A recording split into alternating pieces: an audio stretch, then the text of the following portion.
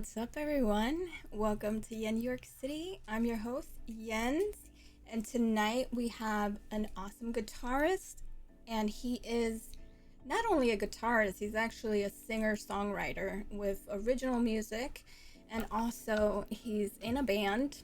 So, I'm looking forward to hearing a lot of his stuff because original music is where it's fucking at right now. So if you guys are creating, I gotta give you more props than the normal guy doing covers, because that is really the future here on Twitch. So if you're not on that, jump into the creativity and become more of, an inspired soul, I would say. And today, speaking of souls, I don't know if I have one today because I am Wednesday. Well, I am the version of Wednesday when she had her glow up, So I didn't do the pigtails because I felt like after a certain point, pigtails, no. So, I kind of did this because, she's an adult now. So, yeah. So we're doing the whole Addams Family theme night tonight. And I'm going to bring out the other guys. And, of course, EJ Luna Official, my co-host.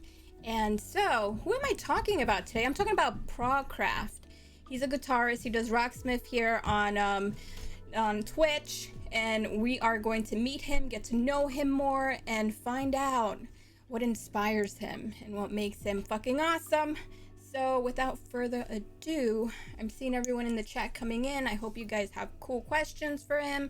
And we're going to rock out, hear him talk about his whole journey. And so, yeah, that's what we're doing tonight. So thanks so much.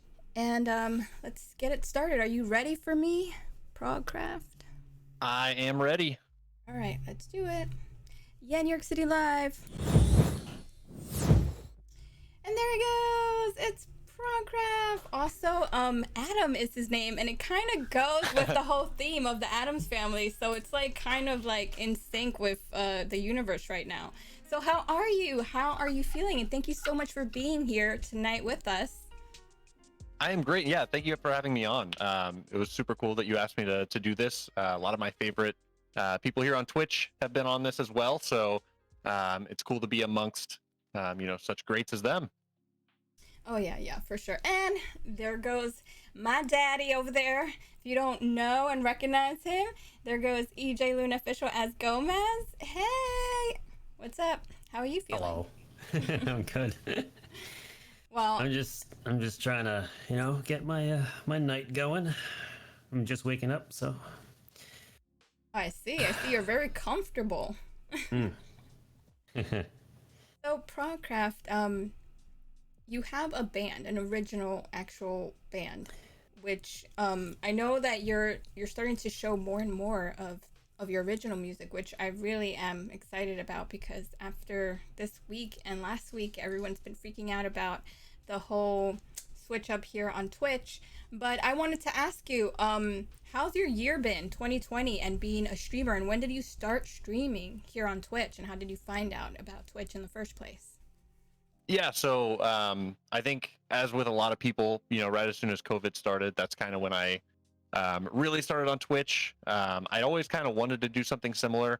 Kind of a big inspiration, I guess, for me towards doing stuff like that was Matt Hafey from Trivium.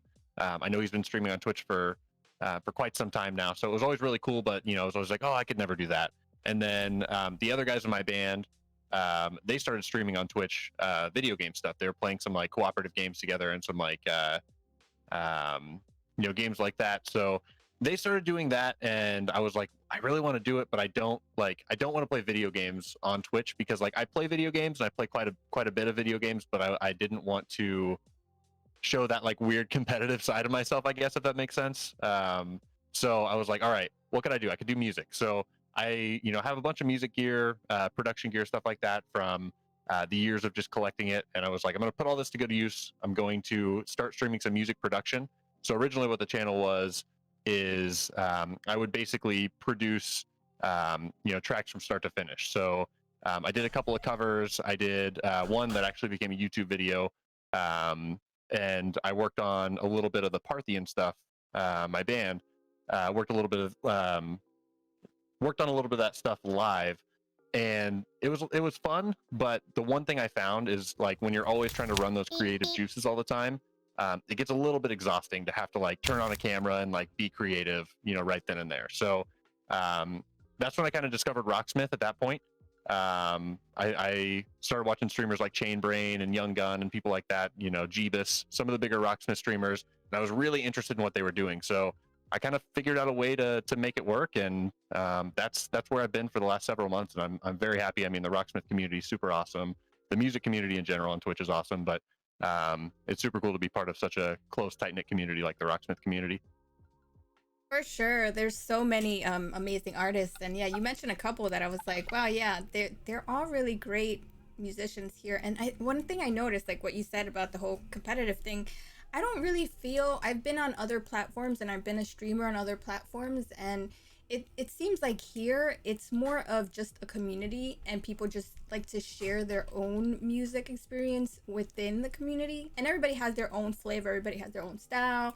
So I don't feel like it's actually very like, I mean, yeah, there's gonna be some people that kind of give you that air, but I haven't really, in my experience, I haven't really seen that because I guess, I don't know, you attract what you are, I guess, like your vibe attracts your tribe. So I feel like I definitely had a really good experience, and everyone that's been on the show has been super like, I don't know, just down to earth and stuff. So I mean, I don't know, I'm just attracted to people that I could feel comfortable, and it never felt like that, like so far. Do you feel like it's been like that for you, or it's just been like super chill and like you just made really good connections this year with streaming? Yeah, I definitely the latter. I feel like some of my best friends these days are my Twitch friends. I met a lot of really really cool people. Like I said, the community has just been awesome, and exactly to your point, it's a very welcoming kind of atmosphere. So you really can just be yourself on Twitch. It's super awesome to kind of be around so many like-minded people, and be able to like meet them so quickly. Like I've I guess I kind of already said it, but like I feel like I've met some of my favorite people over the last several months of streaming. So it's cool, especially during times like COVID, where we're in this like social distancing, physical distancing kind of world where we can't really go meet up with our friends all the time. It's like I jump on a stream and it really feels like I've got like all my friends with me. So super cool. Have you been to any like the conventions at all? I haven't yet. So, like I said, I just started streaming like right at the beginning of April. I haven't had a chance, but I really I was going to go to TwitchCon this year, assuming everything, kind of got back to where it was pre-March or April timeframe. But that's something I really look forward to doing. I want to meet some of these people in real life and kind of, establish some more of those connections. It's a blast. Yeah, we went last year, and I hope if it happens, when it happens, if it's not next year, then the following year. It'll be cool to meet up with everyone, especially everyone that I've interviewed and had on the show. It would be super, like, just having all the dudes and the girls and like just being like, yeah, like we've all been in the same like show and stuff.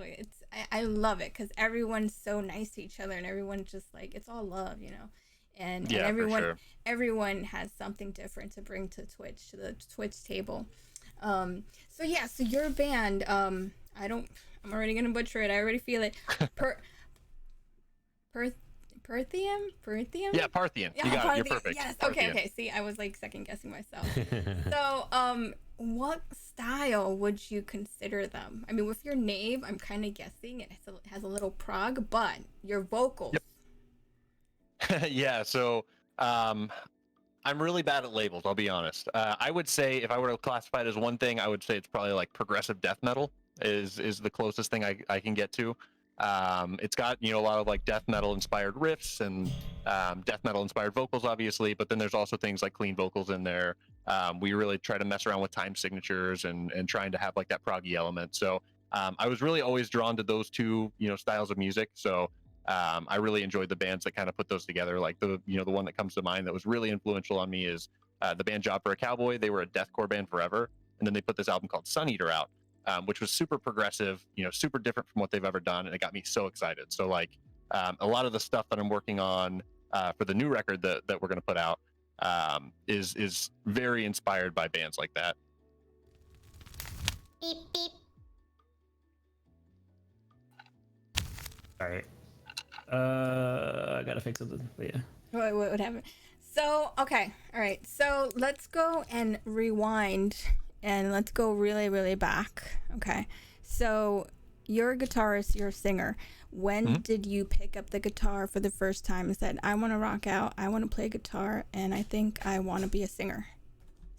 So it all kind of happened at different times. So I don't really know when I seriously started playing guitar. I was probably like 12 years old, and I bought this like little tiny, like it was like the size of a ukulele, but it's basically a guitar on a family trip that we had down in Mexico.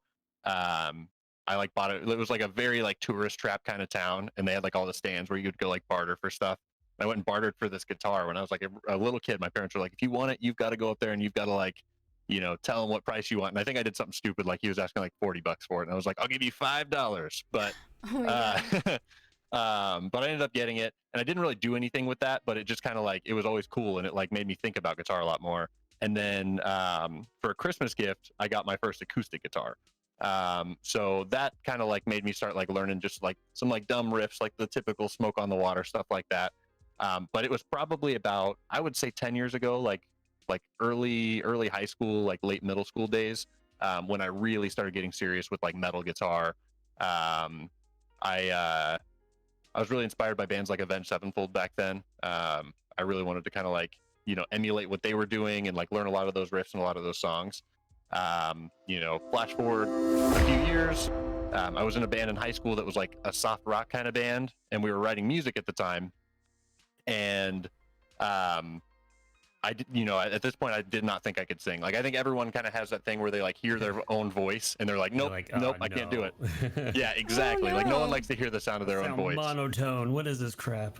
For sure. So I was very much like that, and we were writing music. I had an idea for a chorus, and like the singer in the band was like, all right, you have to sing it if you have the idea. That's the only way I can know. And I was like, I don't want to.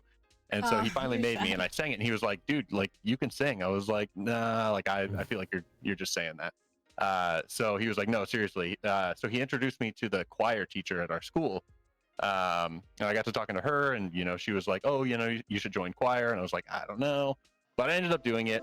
And I learned that like singing is one of like my biggest, you know, passions that I have next to guitar and songwriting and stuff like that. So once I figured that out, do what?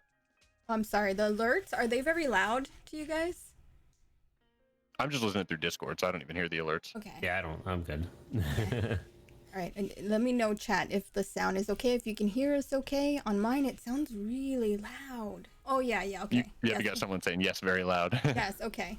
Yeah, I need it because I know if it's going to be going off, I want to be sure about that just to check.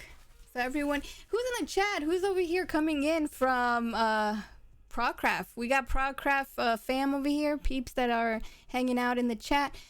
Steven, I know he was super excited to have you, like have, you know, for us to have you so he can, you know, get to see more about what Progcraft's about. So he was super excited.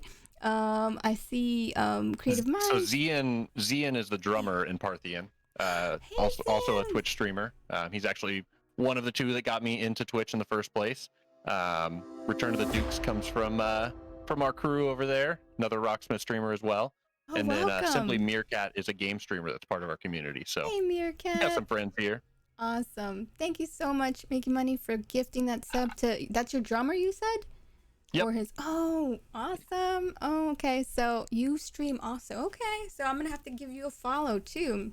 And make sure to give him a follow. And also make sure to give Progcraft a follow if you're just on the lurk or just coming in or stumbled upon the stream.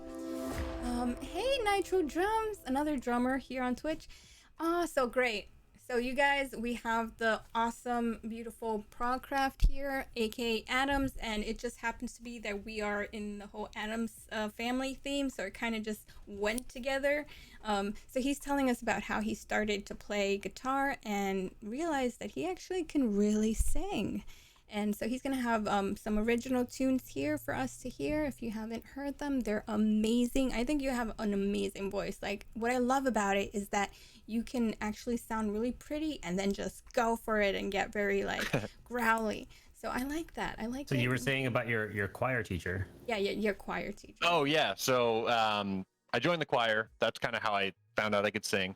And I ended up going into like the highest choir that we had at our school. So I got really into it. I ended up getting into musicals and stuff like that. So for a while, I wasn't really like paying attention to the metal thing. Like I was listening to metal, obviously, but I wasn't like playing metal at that point. I was really just kind of like singing, acting, like doing that stuff, like right at the end of high school. As soon as I got out of high school, I met Zian, our drummer, weirdly enough on Craigslist. He put out a thing that was like, "Oh, I'm a drummer. I'm looking for a band." And I was like, I don't know why I was looking at Craigslist, but I was. And I was like, well, I'm either going to get murdered or I'm going to find a drummer. So let's go give it a shot. So went and jammed with him one time. Oh my God. Yo. We got a big raid. Oh my God. 49 raiders coming in from Kaylee. Oh my God. Okay, guys. Welcome in. This is an amazing couple. They're bodybuilders and they are freaking hot, okay? Like they're Nice. gonna be on the podcast the second week of December. They're big music fans. She does cosplay and also she's a real actual cosplayer. She's been on like comic books, like as a model. So she was on the Vampirella comic book recently. So I'm just saying, I'm excited about them. Thank you so much for the raid. How was your raid, and what did you guys do on your raid? Did you work out, or was it cooking? Anyways, phenomenal couple. I love them, and I'm just like fangirling right now. Thank you so much for the raid, and thanks for the gifted subs, Eric. Making money, always doing amazing things here on the stream. Thanks for the support. So today we have Progcraft. He's a guitarist, a singer-songwriter, and also an amazing guy here on Twitch. He's a YouTuber, and he's telling us how he started singing and playing guitar, and how he got inspired to become an artist. And now he's a streamer here on Twitch. So, oh my God, it's blowing up over here on chat. Yeah, it's wild. Thank you so much, Koki over here, getting us. Oh my God, you guys are going nuts! Thank you so much for the follows, everybody that came in from the raid. So yeah, so you were saying that you realized you had an amazing voice, and then, wow, you guys are making a hype train happen. Got the train. We gotta get focused. Everything's getting blown up everywhere. So okay. many Yeah, things it's so happening. easy to get distracted when like all the hype's happening. This is awesome. Right? So let's hype it up for Progcraft, bringing all the hype here, too. So we're gonna mute alerts real quick so that Prog can get through his story here. Oh. So okay, Hype alerts are muted. Thanks everyone for all of your support and coming on in and follows. We're rounding up Progcraft's story about how he developed himself as a singer. So We just started. He joined a choir, right? Like you had a choir teacher you talked to, and we're going to revert back a little bit so we can get that recap again. Yeah, for sure. So played guitar a little bit, joined choir, started doing musicals, stuff like that. So really just started doing like the more classical, singing. After I left school, I did a little bit of music education, courses and stuff like that. I was going to get a music education degree. Right around the same time, met my drummer Zian on Craigslist. It wasn't as creepy as it sounds.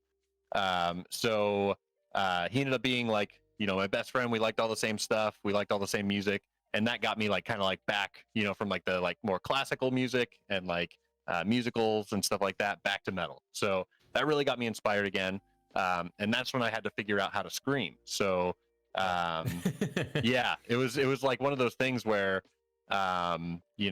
we were in a band, we had the members, we had some songs, but we didn't really have like a metal vocalist. So I was like, well, I guess I'm gonna learn how to do that. And so it was interesting having to figure out how to play guitar, sing, scream, all that stuff at the same time. But that band ended up disbanding, and we started Parthian shortly after that, and that's when we really started playing live shows and getting more involved and kind of like, I guess, harnessed our sound a little bit more. So that's kind of where we developed the full kind of like Parthian as it is today, is because we broke off of that other band. So for those that don't know, Parthian is his original band. That's just that he's talking about.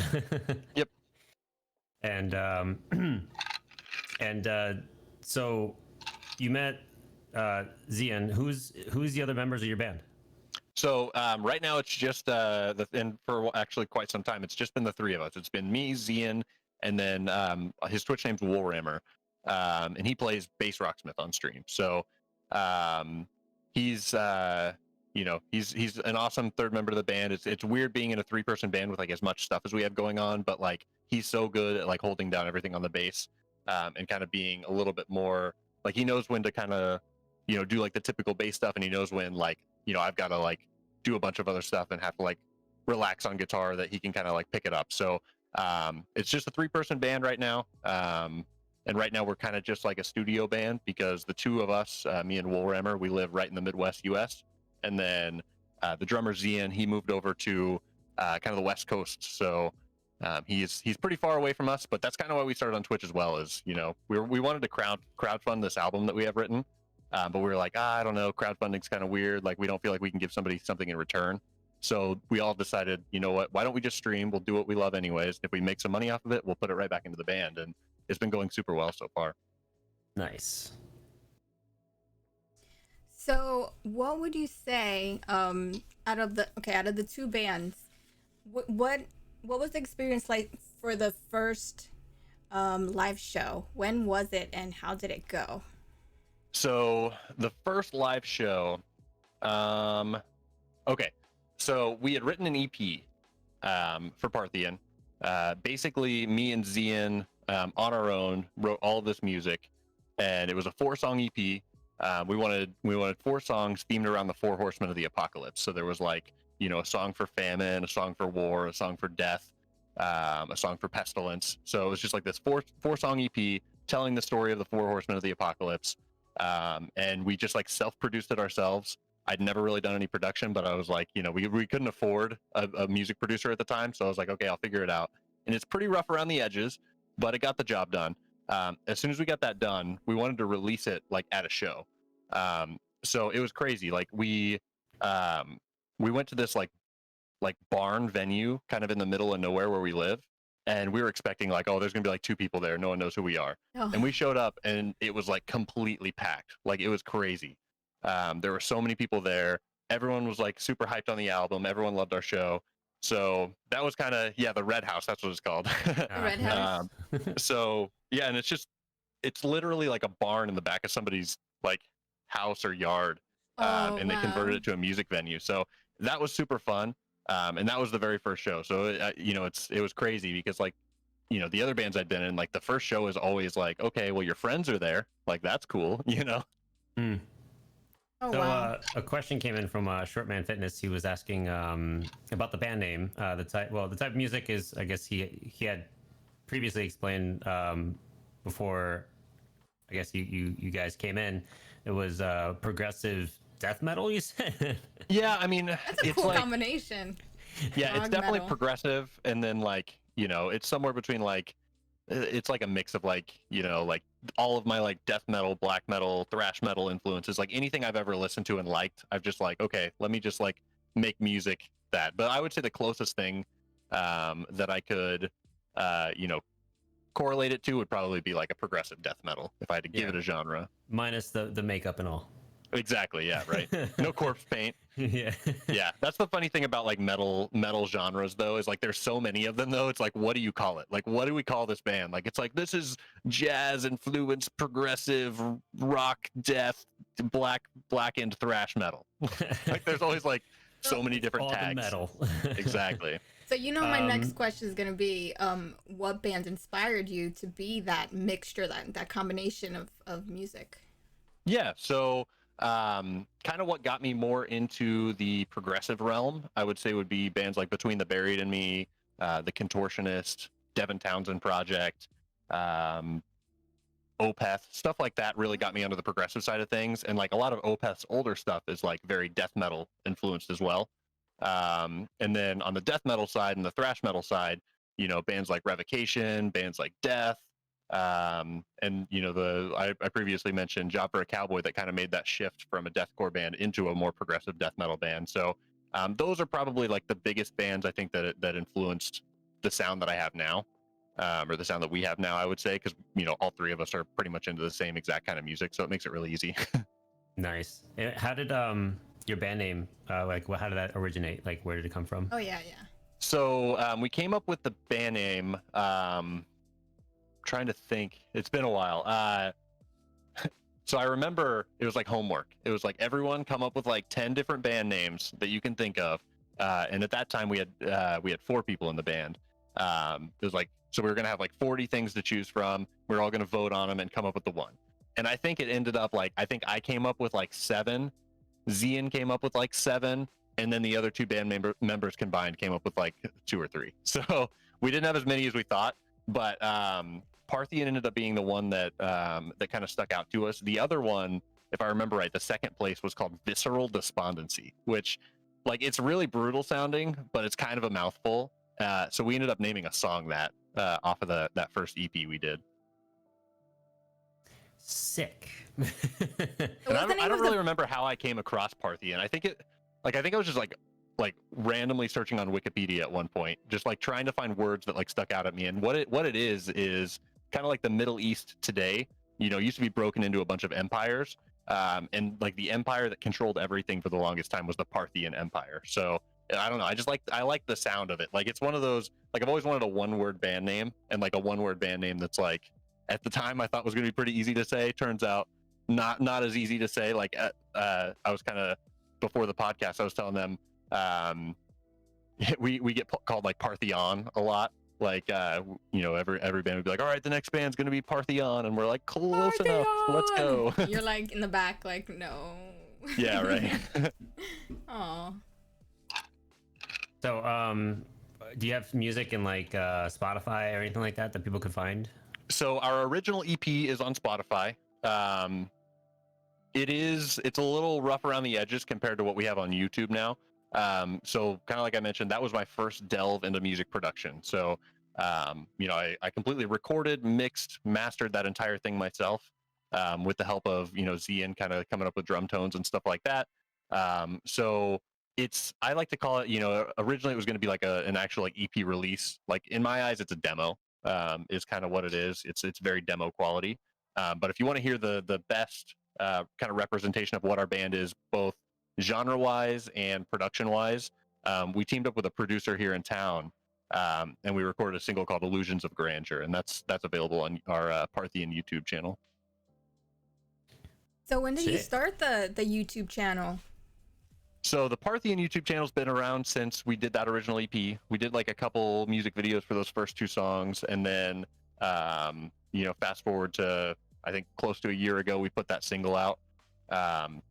And then just recently I started a Progcraft YouTube channel because I wanted to kind of keep the 2 separate. I've always wanted to do YouTube, but I've like never had the motivation to like put it all together. So that's one thing that Twitch really helped with too. You know, it gave me the motivation to like get on, do more production stuff. So I just dropped the YouTube, the first YouTube video, I would say about a week ago or so. It's a cover of Between the Buried and Me's Node off their album Coma Ecliptic. And that's another one, if you want to get an idea of how far my music production capabilities, I guess, have come. That's, you know, one of the most recent things I've produced from start to finish. I did all the drums, the bass, the guitar, vocals, everything, you know, mixed and mastered it all myself. So Wow. that was kind of the plan for the YouTube, is like make the stuff on Twitch, release it on YouTube. So. Oh, okay. Wow. So are you classically trained, or you just self-taught yourself? So a little bit of both, depending on what it is. Guitar-wise, I'm completely self-taught. I took 1 guitar lesson as a kid, and I hated it. Like, I absolutely hated it.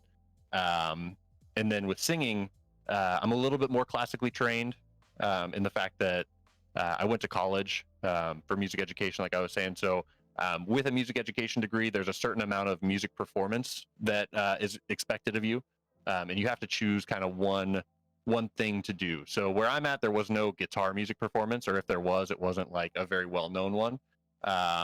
And the one I felt the most comfortable with was voice. So basically I went in, and all my courses were like related to voice. So I learned a lot about music theory, how music theory relates to the voice. I had a master class where I'd have to go in and like perform these classical pieces and stuff like that. So it's kind of weird sometimes, like looking back, like, you know, where I'm at now and what I'm doing musically now. And then like you look back like 5 years and it's like, oh yeah, at one point I was like singing like all of these classical pieces, but Yeah, so it's just kind of a combination of the two. I would say singing's the only thing I probably have that I didn't, teach myself. Um, So you but took everything vocal else. coaching then for music for your Yep. singing? Oh, Yeah, I okay. had I think it was about 3 to 4 times a week. I had a singing teacher. I would have to go in as one of my classes and, go do like an hour long music lesson where she would kind of like, analyze every bit about, the way I was standing, the way that I was breathing, the way that I was resonating both, you know, through, obviously your vocal cords and your chest and everything. And then also there's a lot of like resonation that goes on a lot higher up in your head. Your So it's dome. just, yeah, exactly. It's crazy to think about it. Like, I mean, the way it's always been explained to me is like, if you think about like an acoustic guitar, like, you have all that space, that's resonating, the frequencies from the strings. So really your vocal cords are the strings, and then the rest of your body is kind of the body of the acoustic guitar, whether it becomes your diaphragm and your lungs and your chest, or you have a soft palate that, you can kind of control the air, above and below it. So it's a lot more complex than just like singing, Yeah, like for I always sure. thought it's like, oh yeah, it's just singing. And then it's like you find out what the actual mechanics are. And it's like, oh, there's a difference between singing and singing. And Yeah. fine tuning your voice and finding the Exactly. space where you're comfortable and where you can actually challenge yourself. So, Mhm. so what would you say for singers? Because I'm a singer myself, and I'm like, I don't want to take lessons. And then when I started taking lessons, I was like, oh, okay, that's what I was doing wrong, or like little habits or Yeah. breathing patterns, or where is it that you're doing it wrong? So I totally agree with you. There's a difference. There's definitely a difference once you actually get trained, to tune everything and find your space and your actual voice. Yeah, and So even just like posture and the way you stand and everything. Like that's what always got me, because I've always been a sloucher, and it's like when you're singing, you can't do that. You have to be very open. yeah, do you feel as a singer like it affects you after you eat or you have a full belly to sing? I know everyone's Yeah. different. When I was playing shows, especially like, uh, I would try not to eat for several hours before I would go Yeah, perform, which meant I was like really hungry by the end of the set. yeah. But I tried not to eat. You have to hydrate as much as possible, drink as much water as possible. Sleep is really important. Like I would find I would be like I wouldn't have as much voice, if I didn't sleep really well the night before. And then like everyone wants to get on stage and like drink and have a good time, and it's like No. as a singer you can't do that. Like you can't drink alcohol. It's like the worst Yeah, thing it you could dries out your possibly do to your voice. Exactly. Yeah. That's so true. I don't drink. I used to be back in the day. I was a big drinker, but I haven't drunk in years. So do you feel like, yeah, like you take that very seriously and you're like, no water for me? Yeah. For shows especially, or like if I'm going into the studio, then yeah, definitely. I mean, if I'm just like messing around, like every once in a while I'll just like sing or scream through some of the stuff just to keep my chops up. Like Yeah. I'm not as like, oh, I have to like do this, but if it was a performance, like I'm always very conscious of like what I'm putting into my body, like how much sleep I'm getting, basically everything, making sure I'm warming up like as much as possible, because it takes quite a bit of warming up to be able to effectively, especially scream. Like a lot of people don't realize there's like a really big correlation between singing and screaming. Yeah, yeah. If I don't spend like a good amount of time singing, then my screaming voice is just like not there. Right, yeah. So it's interesting. There's a lot to think about. Okay, so here's the next question. Who are your favorite singers of all time? My favorite singers of all time. Okay. Um, so I've always, I would say, weirdly enough, this is going to sound probably strange for the type of music No, I go play. ahead. I'm curious. One of my favorite influences overall is probably Jimi Hendrix. He was the Nice. first person I ever saw like playing guitar and singing at the same time. He had such a cool voice. He was doing such crazy stuff on guitar. So like I would say that's probably the biggest influence on like me as an overall musician. That's a great As like one. standalone singers, I'm gonna be really bad at like thinking of them. A lot of like a lot of the like actual like singers I like now are metal musicians. Weirdly enough, like you'd think like I spend a lot of time studying classical music, and I do respect that side of things, but it's not something I really listen to a lot of. So like my number one influence as far as vocals in a metal setting is Devin Townsend. Like that guy has such a crazy range between like he can sound like he's singing in like an opera setting, and he can go all the way to like the most aggressive, insane, like crazy vocals that you've ever heard. So He's a really big, influence. Vocalists that can do kind of the, something I can't do is like the blend between singing and screaming.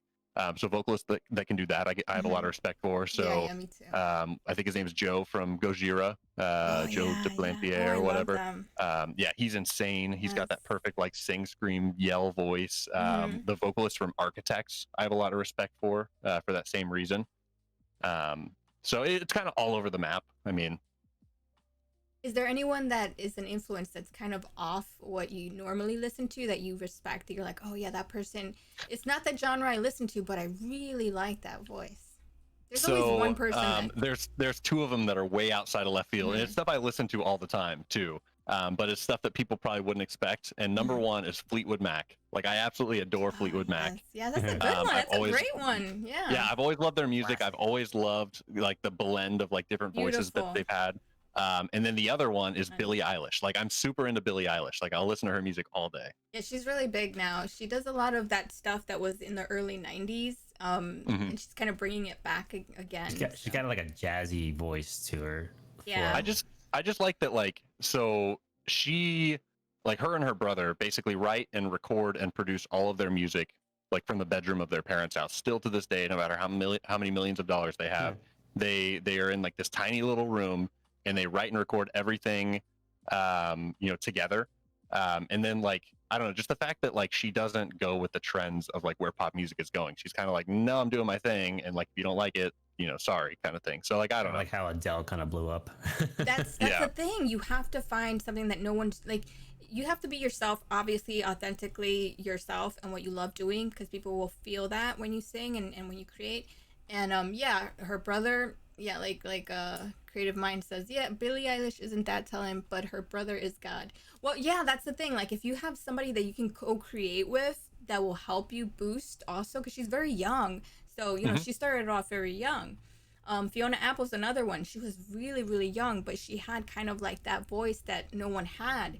So that's the thing. Like, if you have someone that actually could help you with that, then yeah, you can find really, really unique talent that is kind of pushing the boundaries of what's innovative and not the same cookie cutter type of thing.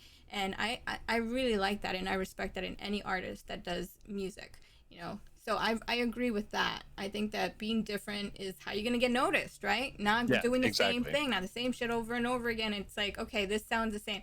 Like, you have to be a little bit different to stand out, I think, too. Is that your dog?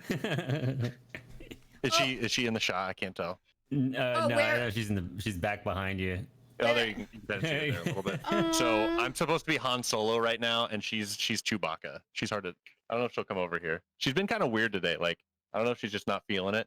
Usually she's like all up in my face in the streams, and then like today she's like, yeah, I'm gonna stay away. I feel restricted with this thing on. I still yet to see your hot dog. I really want to see your little hot dog. He's got an emote. Oh, he got an emote? Yeah, I think he's like my tier 2 emote or something like that. Let me see if I can find it. A little wiener dog. Yep. What are your dog's names? So her name is Mila. We adopted her. And his name is technically Tacoma, but I never call him Tacoma. Like, just because he's a wiener dog, I always call him Wiener Man. Wiener Man, that's all. Well, Yeah, we always joke with EJ that if he was a dog, he would be one. He would be a hot dog. Like, he that's what he said. He says, oh, everyone has, that it reflects their owner or whatever. But like, he said, oh, I really want a wiener dog. I really want a hot dog. And I was like, oh, they're awesome dogs. Yeah, they have really good personalities, and they're very chill. And they're fun. They're like kind of energetic. Yeah. But that makes sense because you're very energetic too. They're very cute dogs. Yeah, they are. I love those dogs. So so you do have them on your stream a lot, right? And you got stuff to redeem for your pets too. Yeah, so it originally started the very first stream. Mila, my pet, she always just like hangs out in whatever room I'm like playing music. Like, she's always just been super chill, just like lays down. So the first stream I was like, I'm gonna give this a shot. I'm gonna see what happens. Like, no expectations. I was like, I'll try and have her in the stream, and she did so awesome. Like, she just like laid down. Like, if I needed her, I'd like call her and she'd come up. So it was super cool. And the wiener dog, he's a little bit more like, he's not as as much of like a stream dog. He's very lazy, but he also like he has to have like constant attention. So like all he wants is to, like lay in someone's lap and then like they're petting him all the time. So it's a little hard, like when I'm, especially when I'm playing Rocksmith, like he just like feels very left out because I'm very involved, playing guitar, and he just wants to be like, held and petted the entire time. So I decided, I was like, I'm gonna make, I was like, since she's so good in the stream, I was like, I want to make her a big part of the stream. So like all of the, graphics I've ever had done have involved her in some way. Like my like kind of banner is like me and her. The channel badges are her face. She's got an emote, he's got an emote, and then there's like give the dog a treat, pet the dog, stuff like that. There's a dog camera now, and then like there's a pretty expensive reward to swap out the dogs to where I'll bring the wiener dog into the stream. I gotta save up then. I gotta save right. I was up. gonna say the reason it's so expensive is because if people spam that, he would be so upset. Like he would just be like, I want to be petted all the time and not in stream. Oh. Yeah, I gotta save up then because I want to see him. What's his name again? They're both. His name is Tacoma. Tacoma. Okay. Oh. After the car? Yeah. Ironically enough, yes, it was after the truck. Nice. So you have a bunch of guitars next to you. What brands are they? So in the far back is an acoustic guitar. It's a Taylor. The two in front of that are pretty much identical. One's black, one's white. They're ESP LTD EC1000s, which is basically beautiful. It's definitely a nice guitar. It's what I did the entire first Parthian EP with. So they're basically like Les Paul copies, if you will. And they're based off of the ESP Eclipse. It's just kind of like the more budget model. So those were like the first like nicer guitars I'd gotten. And now I play everything on 7-string. So my first 7-string is it's kind of a funny story how I got this one, and it's super thin. Like that's what's crazy about this one is like it's like paper thin. So I was actually in Colorado with Zian. We were just like having a good time going to shows, stuff like that. And we walked into a music store called Drum City Guitar Land, which at the time we didn't know. Like I'd always wanted a 7-string. This is actually the biggest 7-string like guitar supplier in the country. Like they carry the most 7-strings, and they're like the biggest Schecter dealer in the country. So I was actually looking at a 7-string Schecter. This one's an Ibanez, but because as soon as I picked up this guitar, I was like, I want it, and just bought it completely on a whim. Like I wasn't supposed to come home with a guitar, so Prog wife was not very happy at that. It's like, but I have to have it. Yeah, exactly. That's how it really always good goes. too. I have an Ibanez. This one's an Ibanez as well. It's an older one. It's from the 90s. It's something I just saw online. So nice. I'm a big fan of Nicolas Cage as an actor. So the funny thing about this, he's in a movie called Vampire Kiss, and the finish on this guitar is called Vampire Kiss. So I was like, all right, I have to get it. So it's a really nice guitar. It's a lot thicker than the other one. It's more of like a traditional Ibanez body, and it's got the Floyd Rose. So that's what I did the Illusions of Grandeur song with. And then I love that one. That color. Is she like this one's my favorite. So this is the one I just got. It's a Kiesel. So what Kiesel does is they stock very few guitars. Like they stock probably between 10 and 20 guitars at a time. And for the rest of the guitars, you have to go spec it out the way that you want. So it was almost kind of one of those things, as I just got this guitar pretty recently, like over the last few months. I told myself, I was like, okay, this Twitch thing's going well. I want to get like a guitar that I'm really, really happy with. So I got to spec it out the exact way I wanted. Like it's nice because it's just one, it's one piece of wood. Like it doesn't have a top on it. It's just, a big piece of swamp ash. With like a very natural finish on it, so it's just swamp ass jokes in the chat, please. Right. No, because you know why? Why? Because EJ always says that drummers get swamp ass because he's a drummer. So he's sure. We're drumming and we're sweating in our pants and our legs, and I'm like, I got a nasty case of swamp ass going on right now. Yeah, I believe it. Yeah. But yeah, so it was cool to be able to kind of like spec one out the exact way I want. And then shortly after I ordered that guitar, one of my favorite Rocksmith streamers that really kind of got me into Rocksmith, Chainbrain, got endorsed by Kiesel. So that was kind of cool too. That happened around the same time. Yeah, I love that guitar. It plays really well.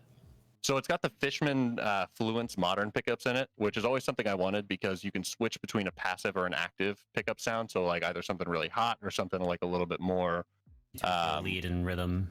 Yeah, exactly. So it's just like, like the active pickups, they're really, really hot, but because of that everything's very compressed that comes out of them. So they're really good for like, a specific, style of music. And then like the passive pickups have a lot more of a range to them. So they're a little bit better for, other styles. They fit kind of the progressive style a little bit better. So it just, a lot more flexibility. It's got what's called an Evertune bridge on it, which is super cool. Like if you haven't heard of that technology, basically what it does is it's a bunch of like counter springs. So, you don't tune it like a traditional guitar. You have to like actually have like an Allen key to tune the guitar. But once you tune it, it stays in tune indefinitely. Basically like stays in tune forever. I remember you saying that in a stream and I was like, what? Yeah, it's crazy. Like the reason they designed it is because like the biggest issue with guitars is, let's say, you have your guitar set up, it's playing perfectly, and you go fly to, like you're in like Texas or something like that, where it's just really hot and dry, and then you go fly to somewhere like Minnesota, where it's really cold and like damp and like always snowing. Like your guitar gets wrecked in that amount of time, and like when you go overseas, it's even worse. So they designed it as a way that when those adjustments happen, the counter springs basically are set to where they adjust with it.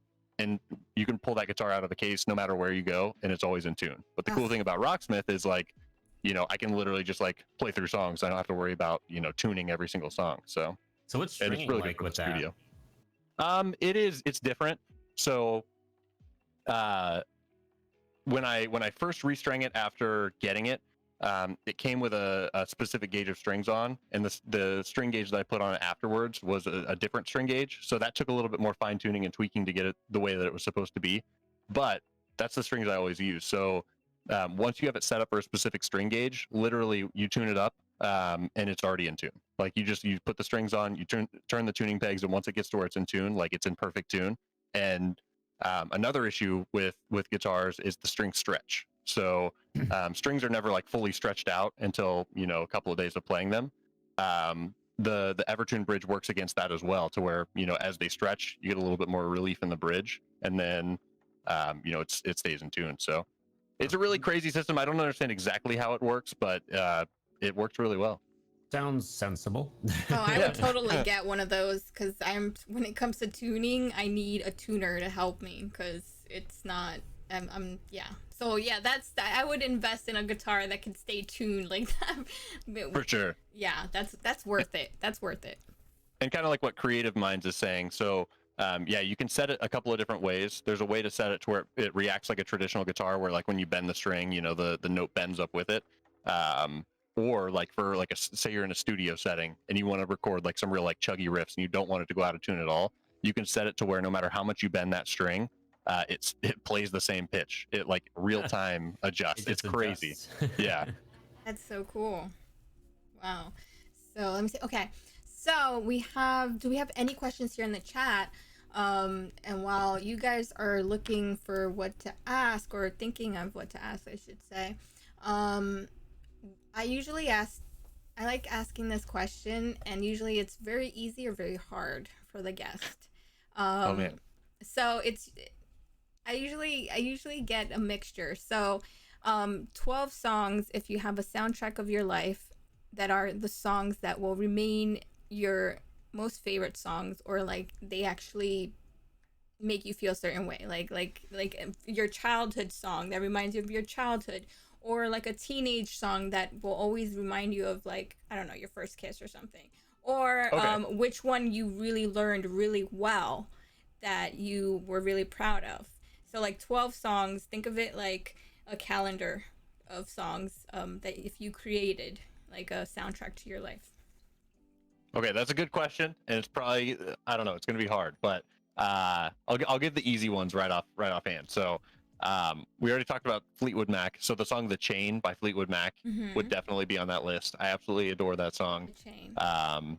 It's just such a cool, it's got such a cool vibe to it, and I remember hearing it as a kid, so it's very nostalgic. It's like one of those songs that you would hear in the car with your parents or whatever. I was just gonna say that. Yeah, those car rides to the beach or something, and your parents like blasting it, and you're like, oh, it makes you feel that again. Exactly. And I actually kind of forgot about that song until I watched, I don't remember if it was the first or the second, it was one of the Guardians of the Galaxy movies. That song was in it. And literally I heard that song and I got so obsessed that I made a complete cover of that song. So Oh my sitting away on my God. computer somewhere is a cover of that song. love that. So that's the first one. Let's see, the second one, as far as like one of the first songs I learned on guitar and I was really proud of myself, was probably Unholy Confessions by Avenged Sevenfold. Ooh. I really like that song. It's got such a cool vibe. It was when they were in that weird like transitionary phase of like going from like really like screamy metalcore to like the more, you know, like on top of the world, like, you know, metal band they are today, right before City of Evil came out. So that one will always be on the list. It was one of the songs that really got me into that band. There's a song by Between the Buried and Me I really like that kind of got me more into progressive music, called Prequel to the Sequel.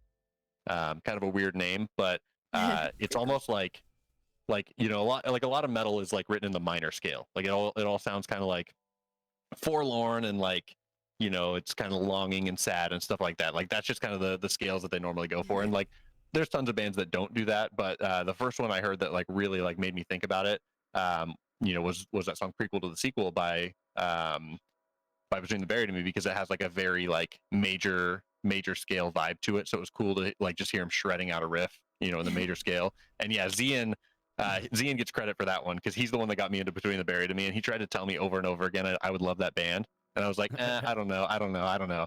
And then finally, we were hanging out one night, and he was watching the live DVD from Colors, their album, which is like one of their best albums, if not their best album universally. And I actually walked in, I think, on that song, and I was like, what is this? This is amazing. And he's like, oh, really? He's like, do you like it? And I'm like, yeah. He's like, you think it's good? And I'm like, yeah. Like he was just like leading me down the path. He's like, yeah, that's Between the Buried and Me, that band that you said you never listened to. I was like, oh, well, they're good. He got you. He said, so, I spent years conditioning him for prog metal. Yes. Exactly, yeah. So we restarted the DVD. We watched it from start to finish. So that was awesome. I've since seen that entire album from start to finish live on their tour. Seen the band live multiple times. They're one of my favorite bands, if not my favorite band of all time. Ooh. Let's see, what else is there? Oh, I'm only at 3. That's 3. I'm only at 3. Okay. There's a lot.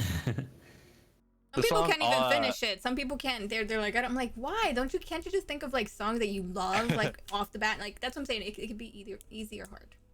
Yeah.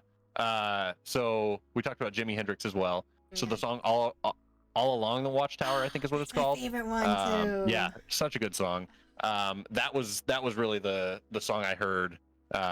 I think I saw like a video of him playing it. So that was when I really discovered like, oh wow, people can like shred on guitar and like also do vocals at the same time. So that one will always hold a special place in my heart. I'm trying to think of like an off the wall one. What are the old school prog bands that you would say are your influences, and do you have any favorites from the old school prog? Yeah, so like old school prog wise, obviously Rush is huge. I love Rush to death.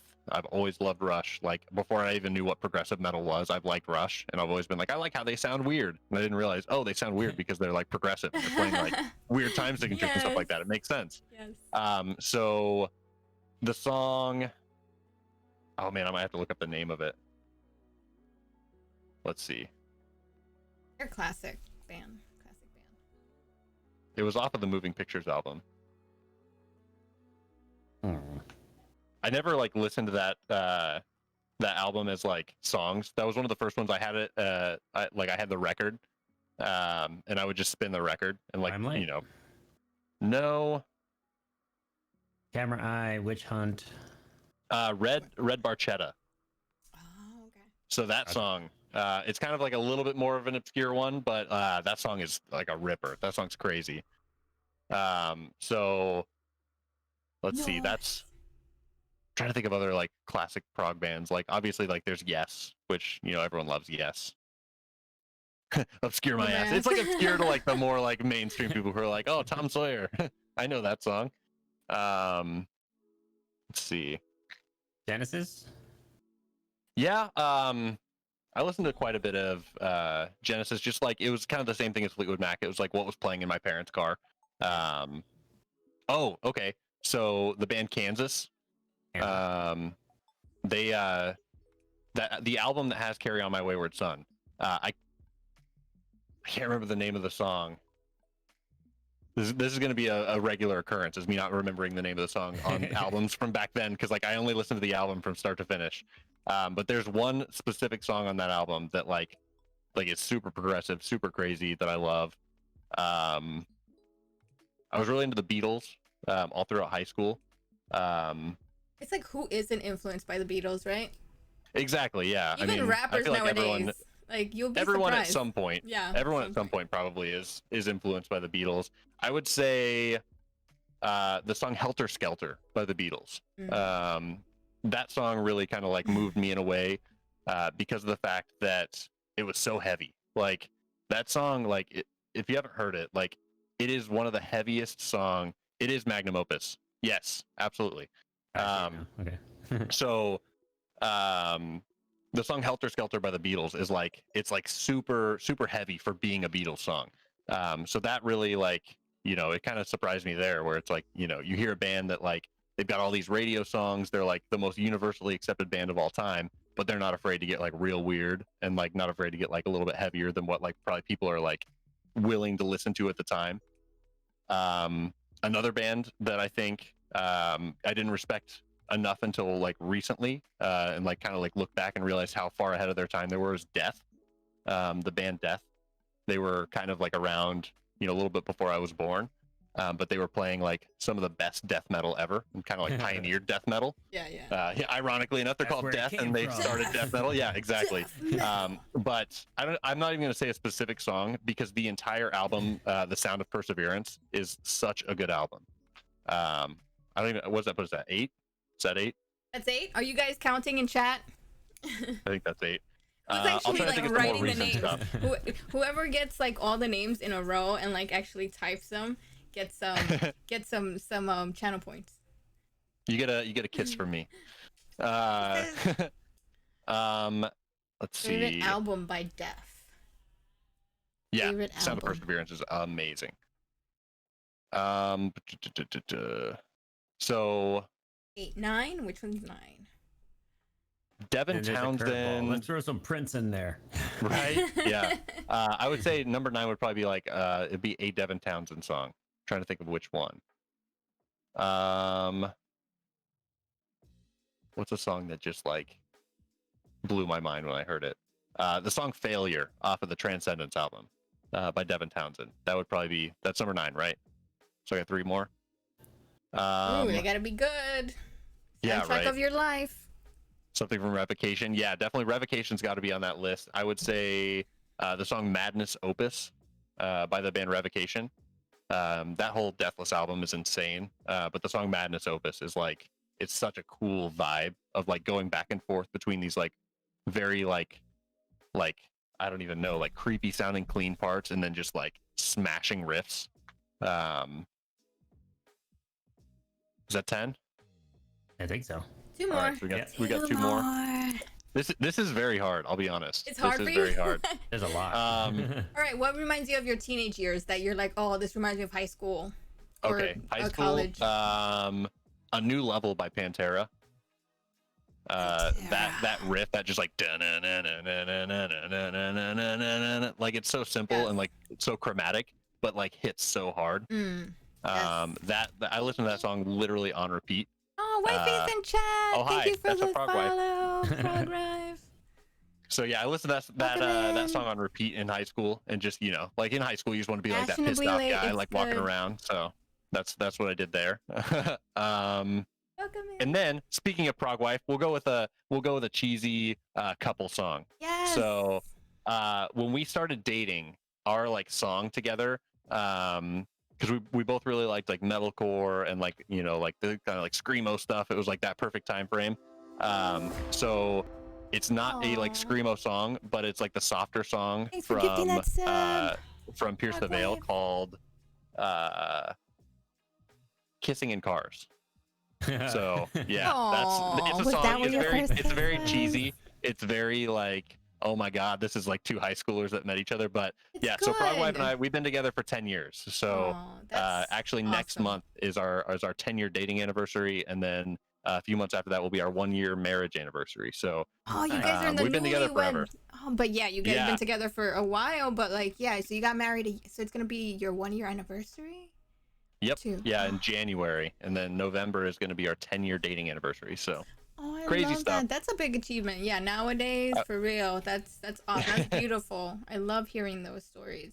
So You yeah, guys would die if you saw a picture of us when we first started dating. Like we were both like the emo couple with like the hair swooped in our I faces and love like. that. Yes, that's so good. That's so good. Yeah, put it on the Discord one day. We want to see it. We want to see baby Prog wife and baby Prog in there. All right, deal.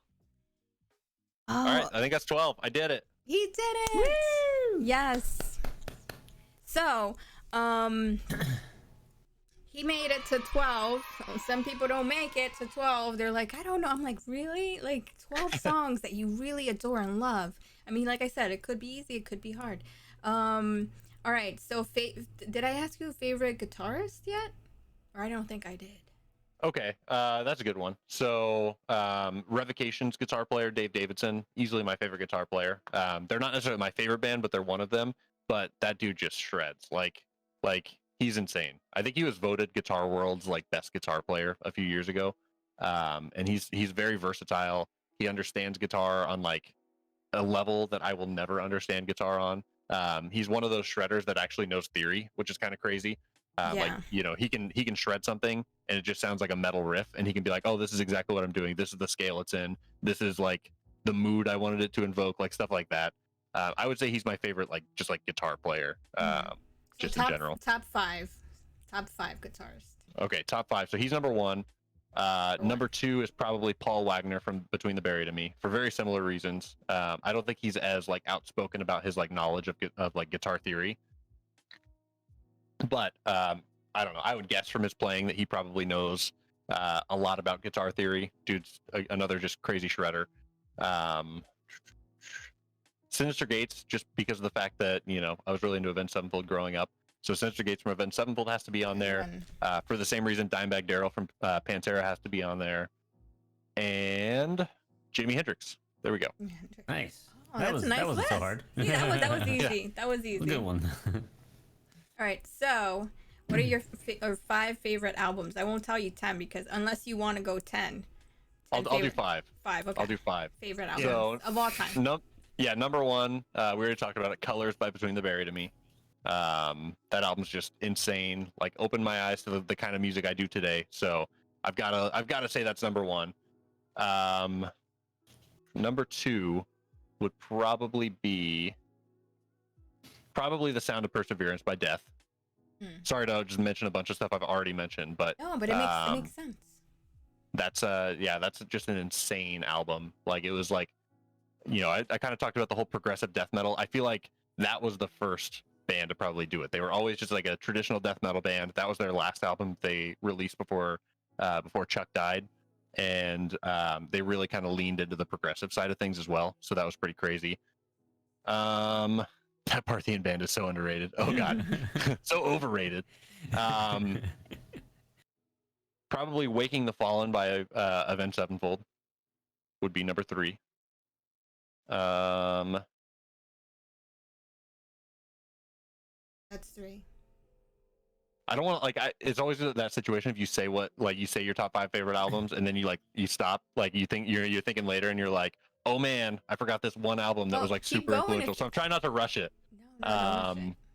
You could say that. You can go to the whole 10 albums. Here, I'm gonna go through, like, because I always listen to the albums I really care about, like, over and over again. So I guarantee if I go to like my most recently listened albums, there will be one in there I'm not thinking of right now. Well, what was your most listened album in high school and college? Those two. In high school and college, my most listened to album would probably have been either Cowboys from Hell by Pantera or A Vulgar Display of Power by Pantera. I was really into Pantera, like all throughout my teenage years. Yeah. This is one I wouldn't have thought of, and it's a very obscure one. Yeah. So there's this band called Necrogoblicon. It's the craziest name. And they put out an album called Welcome to Bonkers that is just insanely cool. Like, it's so much fun. It's just like a blast to listen to. It's got the heavies, it's got the catchies, it's got the weirdness. So that's definitely going down as one of my top 5 favorite albums. Nice. Zian and I were together when we discovered that album. We actually discovered that album and our favorite cigar to smoke Oh. at the exact same time. We found these crazy like obscure cigars. We listened to this crazy obscure album. It was just an obscure day. Was it one of those dipped cigars that have like the So flavors? it's so what it is. So like when we smoke cigars, they're like the real deal. Like like the really thick ring gauge ones, like the giant cigars. Yeah. So what this is it's called an Amazon Basin by the company CAO. I don't know if they've brought them back yet. I think they're like they can only harvest them so many times because they grow the tobacco in a very like specific region of the Amazon rainforest, and they harvest it and they save some of the extra tobacco leaves and they roll it into a twine and they like wrap that around instead of having a paper band. It's just like wrapped cigar leaves, so you can like smoke all the way through it. Yeah. And once you hit it, you get like this giant burst of flavor. It's insane. Oh yeah, I remember back in the days, in college days, I used to like to just try different ones, and me and my friend that we used to like coworkers, we used to go to this store in like the South Street Seaport, and they had all the different flavors and stuff, and then they cut it and stuff. So yeah, I know what you mean. Like some of them have like different flavors and things like that.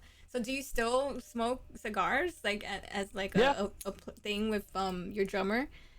Yeah, like not as much anymore because, like I mentioned, he lives like halfway across the country now. So whenever he's in town, we obviously smoke cigars together. And I smoke cigars with other people, but like I don't know. I've been like I'm sure a lot of people have been for the last 6, 7, 8 months, whatever it's been now. I've been very much a hermit, so I haven't really been going out and like seeing people and doing things. So because of that, like my cigar stash has basically just stayed in its little humidor because it's a very social thing for me, right? Like I would never. Like, oh, hey, I'm just going to go smoke a cigar by myself. Like, it's always like, buddies hanging out, like, maybe drinking a little bit of whiskey, whatever. Like, just like having a nice, like, classy like a man real date. man's man, talking and chatting and listening to music. Yeah, exactly. I remember my dad used to do that. I understand that. Discussing existential crises, yes, whatever that is. Yes. Oh, All right, Greer's here? I thought of the 5th album, too. Okay. So this one's probably an unexpected one. And I should go with a different one, but I'm going with this one because you asked about something I listened to a lot in high school. Yeah. And I would say the album Dying Is Your Latest Fashion by Escape the Fate probably hits number 5. It's one that I can listen to literally anytime. It's back when Ronnie Radke was still in Escape the Fate. And I just think they had the magic at that time. Like everything about that band was like firing on all cylinders for that album. Yeah, that's good. See, that wasn't so hard either. It was the 12 that was kind of a hard one, right? Yeah. Oh, thank making money, giving that sub to Greer. Welcome in, Greer. Awesome. Yo, Greer, what's up, dude? Yeah, he's another awesome Twitch streamer here, musician. Yep, another rocksmither. Yes. A couple of videos that we're gonna present. Yeah, so one of them is what one is of your band, right? It's the one you did? So one of them is going to be one of the it's basically the debut single off of our upcoming record. So it's going to be like a Lovecraftian kind of concept album, which if you guys are familiar with H.P. Lovecraft, he's kind of the godfather, if you will, of like modern horror. So he was around in the early 1900s writing these stories that were super crazy, super like made you think. It was all about like these incomprehensible monsters and stuff like that. And it's come around in a lot of like video games and movies and stuff like that. Like it's really kind of it's taken an upswing, I guess. But I've been into H.P. Lovecraft's stories for several years now, and so I felt it was I've always liked the idea of writing concept albums, so I felt it was right to write a concept album about something I'm very passionate about, which is horror. So what better to do horror than basically the guy who started it all. So it's called Illusions of Grandeur. It's going to be off of a full-length album that we're putting out. It's an interesting one to put out as a single because with a concept album, it basically the music flows from start to finish in the album. So this is kind of like a snippet right from the middle of it. So like the story's right in the middle, the music's kind of right in the middle, but it's a fun tune. It felt like the one we needed to release. Nice. You ready to show it, babe? All right, let's do it. All right, so let's stage it. So here it is. Would you like to introduce the song and the name? So yeah, it's called Illusions of Grandeur by our band Parthian. All right, let me put that there. All right, let's do it. Here on YenYorkCity Live. I hope you guys enjoy it.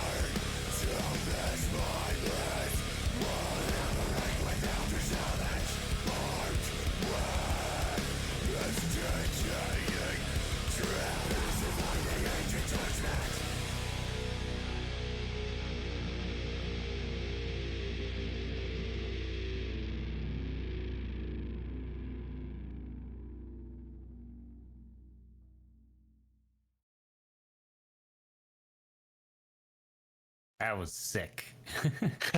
Thank you. That was incredible. Wow. What are you guys in chat? Are you guys blown away? Like, wow. At the very end, you brought that. What was that thing called with the face? So it's an automaton. Yeah, you use that?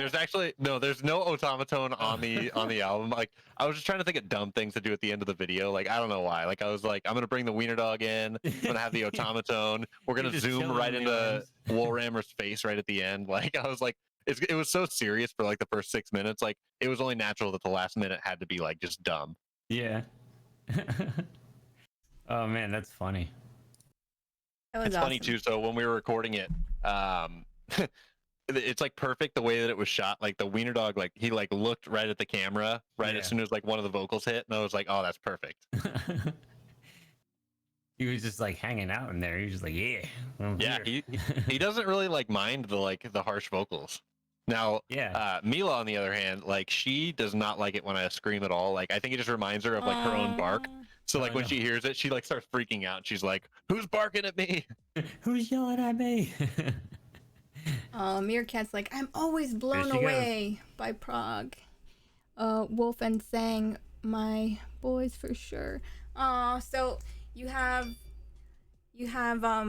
Meerkat. He's a really big supporter. It sounds like So he's she's like definitely a huge supporter of all of our music and all of our musical endeavors and stuff like that. She's one of the first few people we met on Twitch. She's super awesome. She's got a great stream as well. She streams video games primarily, and is like a killer gamer. She's always said I think she's our mascot. What is that? You haven't shut off the. Hold on, I got it, babe. There. All right. So do you guys have any more questions for Adam Prog here? Oh, so your YouTube channel. Let's put that link up there. Yeah, so YouTube channel is something I just started doing.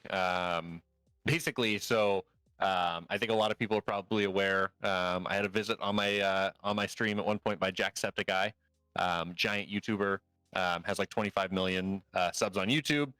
Came in, gave me a massive donation, and put it in a video. So because of that, I didn't have a YouTube channel for Progcraft at all, but I wanted to go on and comment on his video and say thank you. So that's when I created the Progcraft YouTube channel, so about a month ago or so.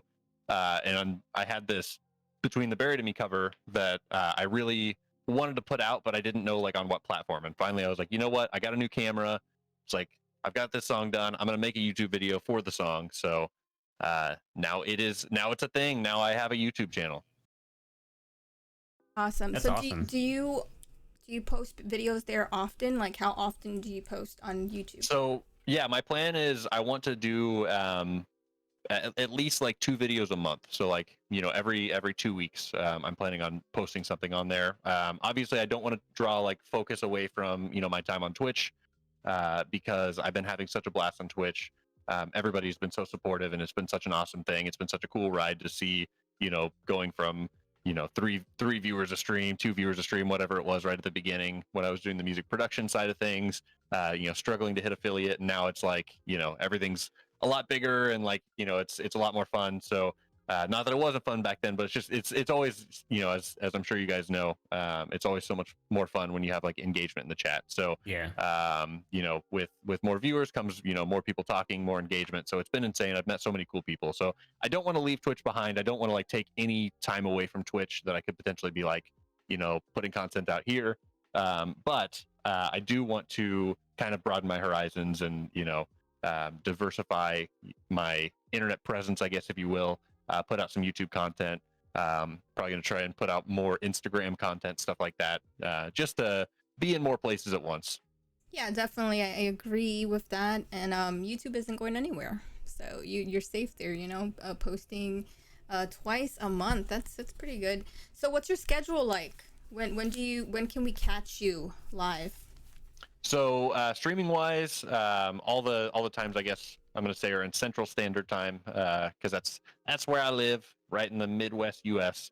But I stream Sundays, usually from about 3 to I'd say maybe like 8 p.m. Wednesdays about the same time, and then Friday's kind of the weird one. I usually stream a little bit later on Fridays, so I would say it's probably 7-ish p.m. Central until 9 or 10 p.m. A little shorter stream. So 3 times a week. We're doing the Rocksmith every once in a while. We do a little bit of music production there as well. But kind of like I was talking about before, I'd love to do music production all the time, but it's very draining to have to, kind of think, okay, I'm going on stream. I've got a schedule. I've got to get inspired now. Like it's easier for me to say I'm inspired this day to like, write stuff or record stuff. Yeah. Let me just do it on that stream. But when it was the other way around, it was a little bit draining mentally. That's cool, man.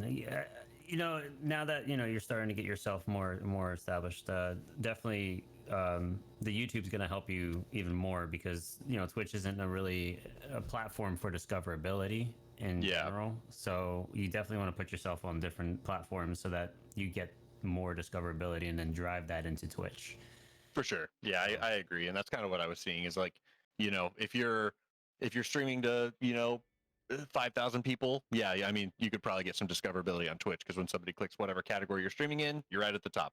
Easy enough. But other, you know, or like if you're, you know, a big streamer, you get on the front page or something like that. There's some discoverability there. But you're absolutely right. I mean, when you're you know, like I am usually, I would say about a 20 to 30, sometimes 40, you know, viewer-ish streamer, you're nowhere near the top. So it does make it a little bit tough to kind of draw people to your page. But I mean, the one cool thing I've noticed about Twitch, you know, there's so many cool people here. I've discovered some of my favorite people just from a random raid. It's like I think EJ actually, I discovered you from one of Zian's raids, if I remember right, back in the day when he first started doing his drum streams. I think he raided you, and that's how I discovered you. Raids you know, are so important. Raids are very important, and I really think that's how I meet a lot of the people I ask to be on the stream, on the podcast, by people that I've been in raids, and I'm like, whoa, this person is super awesome. I would love to sit down and find out like what inspires him, so we can be in chat and like grow the community, you know, with everyone. So, what was one of the last questions I was gonna ask? Collabs. You do have a few collabs under your belt here, right? On Twitch? Or so I've got some in the works. The one that's a little bit more substantial is a good friend of mine, Robson Baroli. I believe he's been on this podcast as well. We love Robson. Yeah, super insane bass player. Again, somebody I discovered from a random raid. I was at the end of one of my streams, just finding some random person to raid in the suggested or recommended channels, and his showed up. I saw he was playing bass. I was like, let's drop on by. And I was like, wow, this is like the nicest guy ever. We just got to talking. He realized I had a band. He just jammed out to that song you guys just heard live, which it's not like an easy song to just play by ear because there's a lot of changing like time signatures, but he just ripped it. It was insane. So we've kind of stayed in touch since then. And, you know, I'm fortunate he asked me to kind of do like a death metal, thrash metal, progressive, genty kind of collab. So we've got some songs planned, about a 10-song set list. We're working out the kinks there, and hopefully next month or sometime soon we're gonna do that. I would imagine over on his channel, if I were to guess. He's a much better host than I am. Robson is amazing. He's definitely one of my faves here on Twitch. He was on the podcast too. I don't know if you've seen that one. He was on. I didn't see the podcast that he was on, but I think we actually met in one of his streams right before that podcast happened. Wow. Okay. Yeah. If I remember right. Such a sweet guy. So talented. Super beast on the bass. Absolutely. Yeah. Super talented. We love Rob here. All right. So, is there anyone that you would love to collab on Twitch that you haven't collabed yet that you would want to? So, I don't know. I hate like name dropping and stuff like that. So, I've gotten pretty close with a drummer on Twitch I really like. SP Loves Drums. He's super insane. He was actually the very first person to like ever like raid me with like, you know, like people. It was insane. You know, it was like we kind of just jumped into his stream at one point. I don't even remember how. It was like basically the whole band was there. Super nice dude. We've raided back and forth a couple of times. We always stay in touch. He's given me a lot of really good advice as far as getting streaming and you know, coming from a completely outside world. He's been doing it for such a long time. I think it would be cool to collab with him, but I'm apprehensive about asking because like I don't know. I'm just like I'm that awkward guy that I'm like I don't want to be like, oh hey, do you want to collab? Like I don't know how to like break that barrier of just asking. But he's such a nice guy. He's such an awesome guy. Like I think that would be a cool thing to do at some point. That's totally understandable because we'll try to nudge some hints his way. There you go. if you're lurking out there. We're also trying to get him on the podcast too. Yeah, he'd be a good one. He's so that same Jacksepticeye video I was in, he was also in. I mean, he's got I think anyone knows who's been in a stream. He's got a very fun stream, very upbeat, very positive. Like the vibe, they're just so chill there. So it was a very cool like platform for him to be on there because I think they captured exactly what his stream is in that video. So you know, millions of people got to see how cool of a guy he is, and he's been seeing a lot of success from it. And I'm so glad because I've been telling him since day one that I met him. I'm like, you should be a Twitch partner. You need to be a Twitch partner. I'm surprised he isn't, because he has the numbers for it. Yeah, he's always kind of been like flirting on the edge, but I mean now he's so far ahead of that, for the last month or two that it's like I would imagine it will happen very soon, and I'm so happy for him. Time. Exactly. He deserves it more than just about anybody I know. That's true. I agree. Sweet. We also have one more video lined up. And which one is this one? So yeah, like I said, this one is the first YouTube video I put out under Progcraft. It's a cover. It's actually what Zian uses as his intro song for his stream as well. It's by my favorite band, Between the Buried and Me. The song's called Node, and originally it's a song that has a lot of keyboards, a lot of kind of synth type parts. It's not super guitar focused, but I basically changed all of those parts to be strictly guitar parts. So it's basically a guitar, bass, drums, vocals cover. And I tried to kind of encapsulate the mood that they had on all of those keys and translate it into guitar. So hope you guys like it. Like I said, it's the first YouTube video, so there will be more to come, but this is where I started. Nice.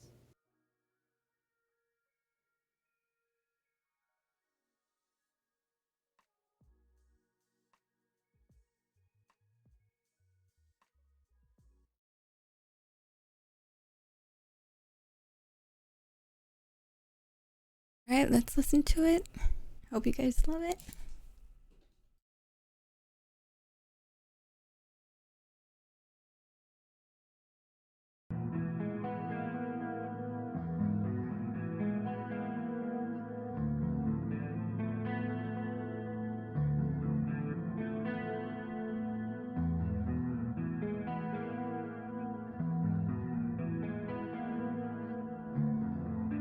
Turn the knob to reveal the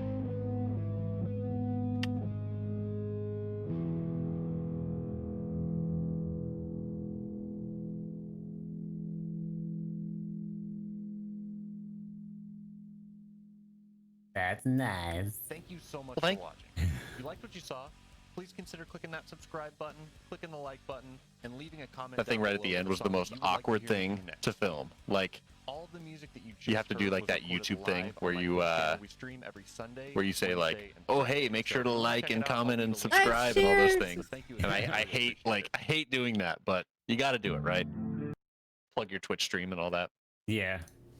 It's funny when people say, and smash that subscribe button. Right. Sometimes I don't even do that. Like, I don't mention, or like, I usually just have it as text at the very end. Yeah. It's like, you know, click here for my streams, click here for, you know, that's fair, for the video. That way it just saves me time of them hearing me. Slap that button. Let's destroy 2,000 likes, guys, and ring that notification bell. Yep, that's pretty much it. We are getting very close to 2,000 followers on Twitch, which is insane. Like I don't know. I never thought we would be here. You know, you always say that, but it's like, you know, 6-7 months ago when we started, it's like, oh You'll man, I gotta get 50. I gotta get 50 to hit affiliate. How am I gonna do that? And like, yeah.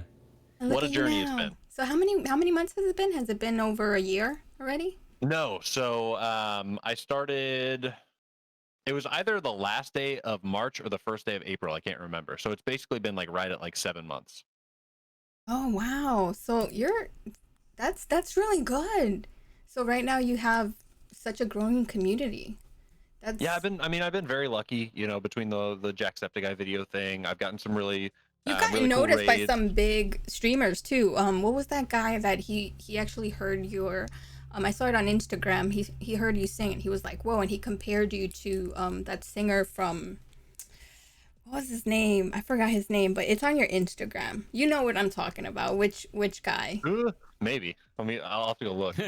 But yeah, I've been very fortunate. I mean, we've gotten rated by Chainbrain. We've gotten rated by SP Loves Drums a couple of times. We've gotten rated by Sunfire. Like, you know, a lot of like the really like big streamers that I've kind of like looked up to ever since I started streaming. It's crazy to think. Yes. You know, like, see, Greer knew who I'm talking about.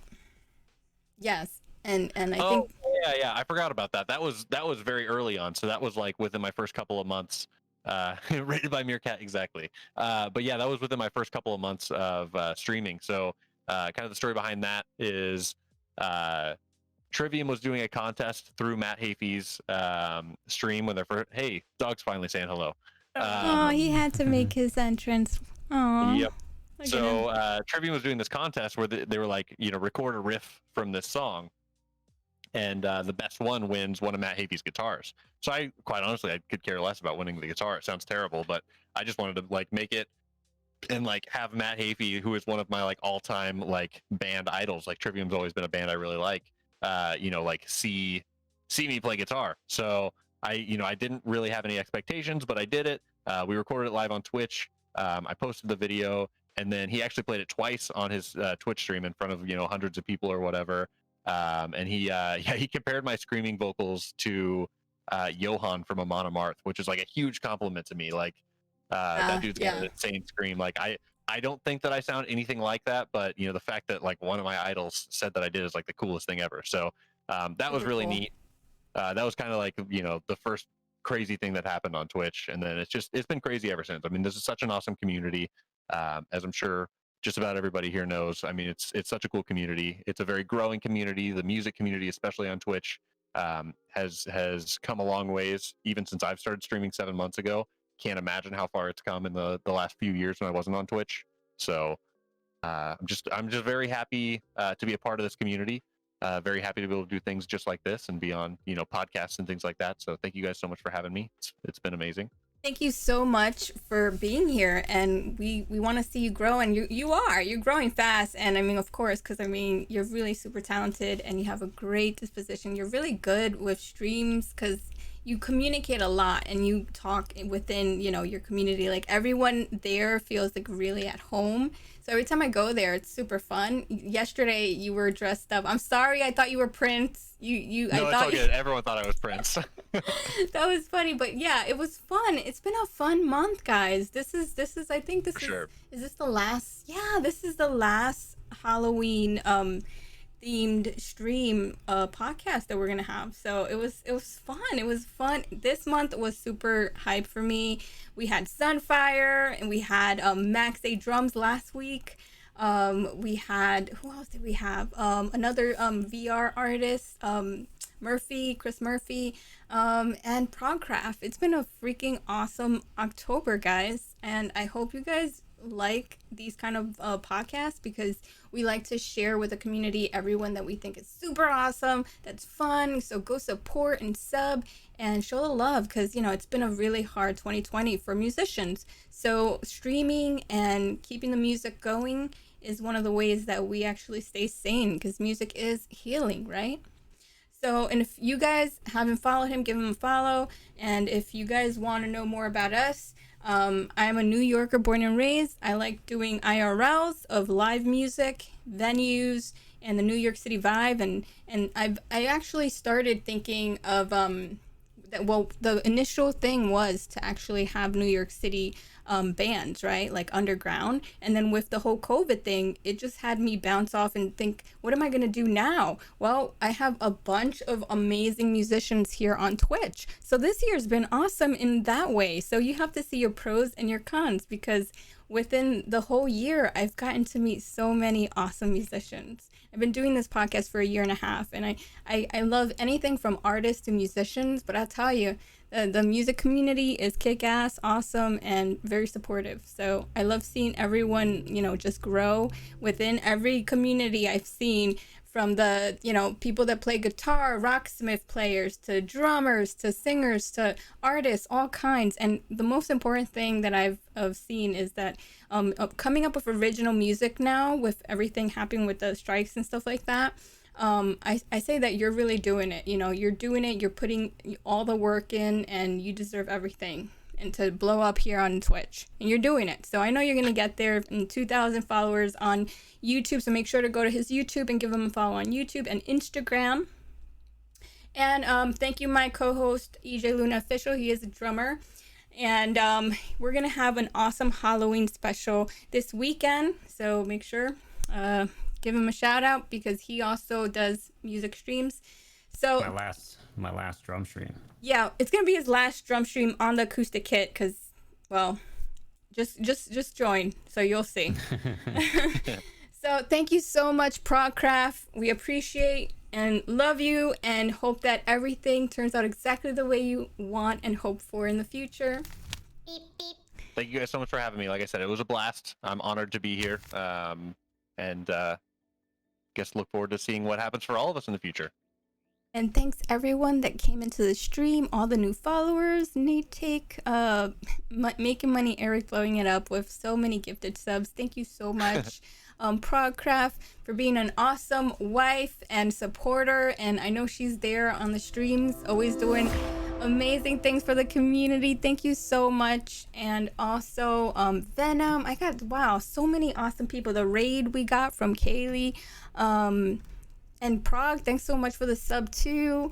Sure, man. I mean, there's so many things going on in chat. So thanks everyone that stayed. Your drummer, Zane, he's been here the whole time.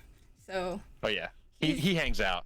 Thank you so much, guys. If you like these podcasts, give me a follow. We do them every Monday, 7 p.m. Eastern time. Next week, we have Nice Note, and he's awesome. He's really cool. He plays all kinds of instruments and sings too. And he has a doctorate in music, so we're gonna have a doc next week. So hey, we're always doing something here that's fun. All right, guys. Anybody else in chat? Last words? Last questions? I'll give you 2 more minutes, and we're gonna say bye to Progcraft. Adam, it was not planned to be Adam's family with Adam, but it ended up working. See, it works out. I love a good dose of irony, so it was perfect. Yes, it works And out. yeah, thanks to everyone who came from the community, who came by and stopped by to say hello and listen about my boring life. I appreciate it. No, it was not boring at all. It was full really of excitement. Yes, and your voice is beautiful, and I love your music, and I can't wait to hear more originals. Well, thank you. All right, guys. I hope you guys have a good night, and remember. Oop! I totally did that. Sorry. Guys, thank you so much. And I hope you enjoyed this podcast. Make sure to drop a follow to Progcraft because he's going to have streams. He has 3 streams a week, and Sundays and Fridays. So I think Sundays he says 3 in the afternoon till 8 p.m. and Fridays 7 to 10. But go to his channel, go to his page, and make sure you guys can actually see more, because I know there's more info there. And join his Discord, go into the community. Everybody there is super awesome. So with that, guys, I'm gonna head out. Good night, and keep rocking out. And remember, stay metal but meditate. But be good to everyone out there, okay? Be good and stay safe. And I'll see you on the next stream, the next podcast next week.